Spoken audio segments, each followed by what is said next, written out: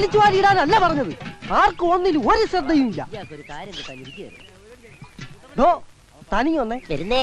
താനാണോ ഇവിടുത്തെ ദേഹണ്ണക്കാരൻ? അതെ. വീട്ടുമുറ്റത്ത് വെച്ച് ആണോടോ ദേഹണ്ണം? അല്ല, പിൻഭാഗത്താ. എന്നാ പിന്നെ വാചോടിച്ചിരിക്കാതെ ചെമ്പും കലവും ചട്ടവും കൊടുത്ത് അപ്പുറത്തോണ്ട് വെക്കണോ? ഓഹോ.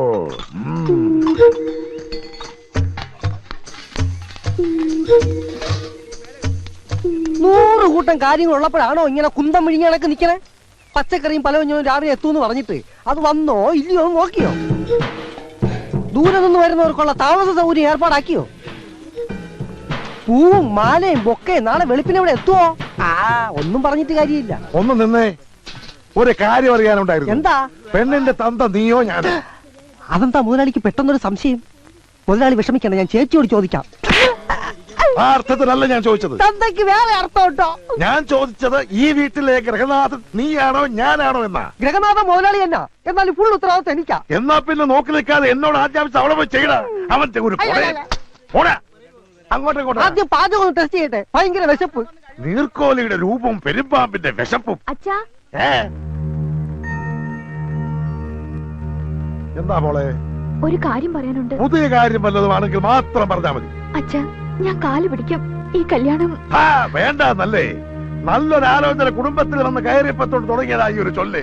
ഉറപ്പിച്ച് 4 ക്ഷണവും കഴിഞ്ഞു. നാട്ടുകാരും ബന്ധുക്കളും എല്ലാം കല്യാണത്തിന് പുറപ്പെട്ടു കഴിഞ്ഞു. അപ്പോഴും പെണ്ണിന് പല പലവി തന്നെ. മിണ്ടിപ്പോകരുത്, അരിഞ്ഞു കളയുക. മാനം പോയാ പിന്നെ ഈ വട്ടപ്പറപ്പിൽ ഉണ്ണിത്താൻ എല്ലാം തകർത്ത് കളയും.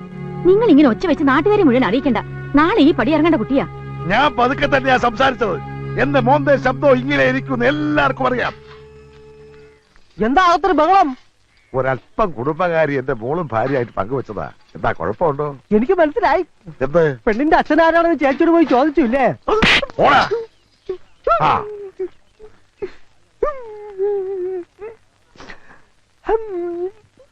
എടാ അച്ചുവേ, എന്റെ മകൾക്ക് ഇതെന്താ പറ്റി? കല്യാണം അടുക്കും തോറും മനസ്സിനകത്തൊരു ചാഞ്ചാട്ടം. ഇപ്പൊ കല്യാണം വേണ്ട വേണ്ട എന്നൊരു വാശി. ഇനിയിപ്പൊ പേടിച്ചിട്ടാണോ അതോ?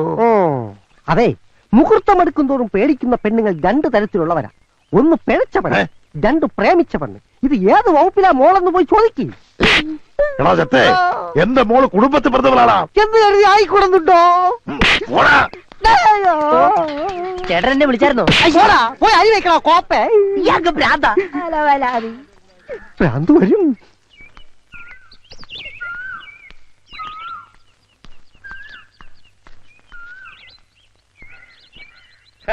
നാട്ടിലോരോ പ്രായപൂർത്തിയായ പെൺകുട്ടികളുടെ കല്യാണം കഴിയും തോറും മനസ്സിന് എന്തൊരാശ്വാസം. അന്യരുടെ മക്കളുടെ കാര്യത്തിൽ നിങ്ങൾക്ക് എന്തിനാ ഇത്ര വേവലാതി? വേവലാതി നമ്മുടെ മോന്റെ കാര്യത്തിലാ.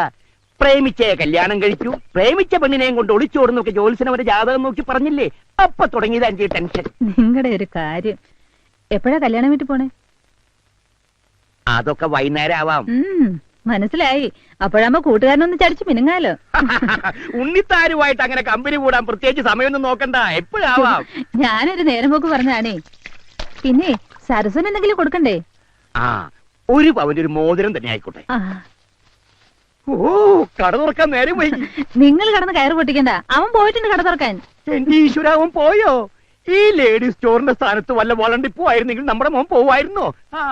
പെണ്ണുങ്ങളുമായിട്ട് കൊഞ്ചു കുഴയാലോ. നിങ്ങൾ ഇങ്ങനെ പേടിച്ച് പേടിച്ച് കൂട്ടിലിട്ട പോലെ വളർത്തുന്ന കുട്ടിയല്ലേ അവൻ. ഒരു പെങ്കൊച്ചിന്റെ മുഖത്ത് പോലും നോക്കില്ല. നരസിംഹം വളകൾ അണിയുമ്പോ ഈ കഴിക്കുന്നൊരു ഭംഗിയാന്ന് നോക്കിയേ. വേദനിച്ചോ?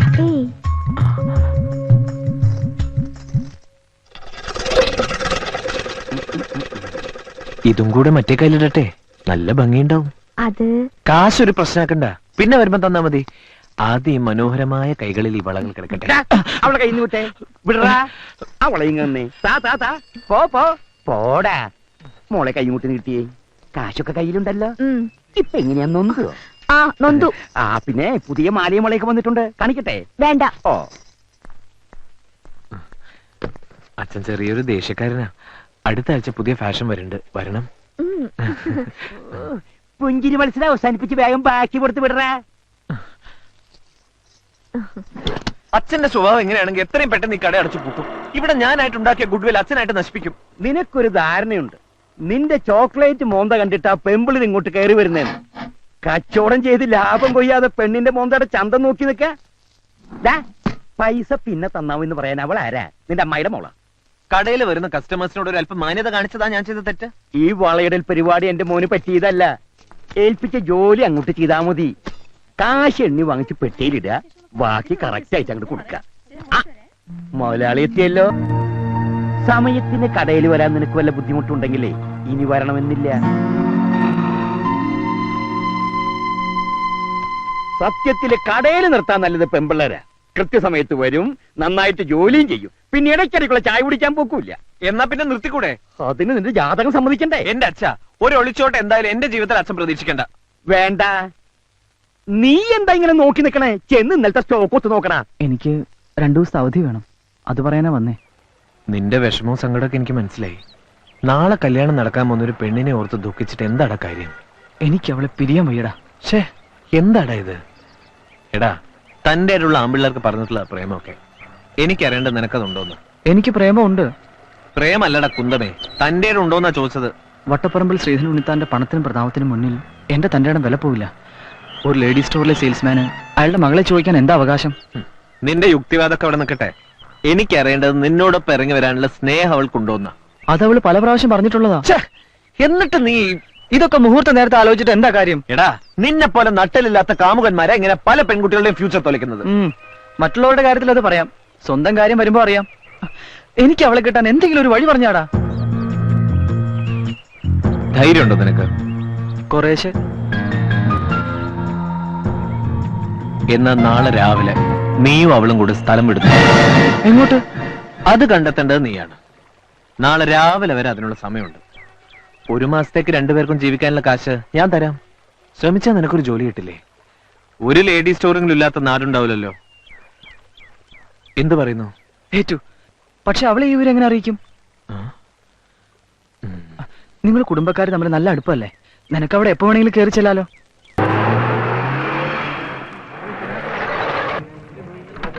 അല്ല, വലിയ കുറുപ്പും കൊച്ചു കുറുപ്പും ഒന്നിച്ചാണല്ലോ. എന്റെ പൊന്ന് ചേട്ടാ, ചേട്ടനെങ്കിലും വിളി നിർത്തിക്കൂടെ? സുഭാഷ് ചന്ദ്രബോസ് എന്നൊരു കിടിലം പേര് എനിക്കുണ്ട്. താല്പര്യം അനുസരിച്ച് സുഭാഷ് എന്നോ ചന്ദ്രൻ എന്നോ ബോസ് എന്നോ വിളിച്ചോ. എന്ത് തന്നെ ഉണ്ടെങ്കിലും ആ കൊച്ചു കുറുപ്പിന്റെ സുഖമില്ല. കുറുപ്പേ, താൻ രാവിലെ വരുമെന്നല്ലേ ഞാൻ കരുതിയത്. ഇത് തുടങ്ങുന്ന നേരത്തെ എന്റെ മകനീയ സാന്നിധ്യം ഉണ്ടായ പോരെ? മോളെന്തി അകത്തുണ്ട്, വരൂ.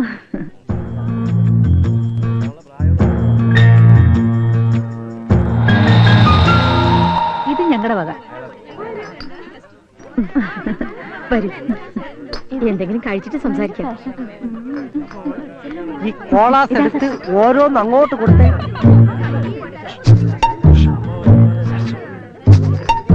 ആ കോള അങ്ങോട്ട്.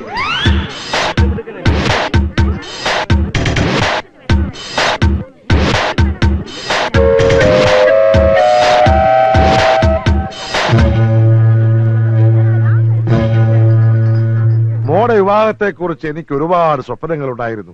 ഗുരുവായൂരപ്പന്റെ കടാക്ഷം കൊണ്ട് ഇതുവരെയെല്ലാം ഭംഗിയായി. നല്ല വരൻ, ഉയർന്ന ഉദ്യോഗം, 5 അക്ക ശമ്പളം, കൂടാതെ നല്ല തറവാടിയും. എന്നാലും കെട്ടുകഴിഞ്ഞാൽ തന്റെ മോൾ അങ്ങ് ദൂരേക്ക് പോവില്ലേടോ? ഒരേ ഒരു മകളെ ഉള്ളെന്ന് കരുതി പെണ്ണ് വീട്ടിൽ കയറി താമസിക്കുന്ന ഏതെങ്കിലും ഒരു കോന്തിന് കെട്ടിച്ചു കൊടുത്താൽ വട്ടപ്പറമ്പിൽ ശ്രീധരനുണ്ടെത്താന് പിന്നെ എന്താണ് ഒരു വില? ജനിച്ചത് മകളാണെങ്കിൽ പിരിയേണ്ടി വരും. ആ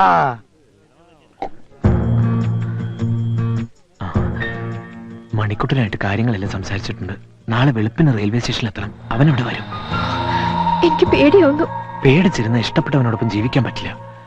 വെളുപ്പിന് 5 മണിക്ക് ഞാനിവിടെ എത്താം. റെഡി ആയിരിക്കണം. എന്നിട്ട് പുറത്തു നിന്ന് ഞാനൊരു തീപ്പെട്ടിക്കുള്ളി കത്തിച്ച് സിഗ്നൽ തരാം. സരസു ആരും കാണാതെ ഇറങ്ങി പോതാ മതി. ബാക്കി ഞാൻ ഏറ്റു.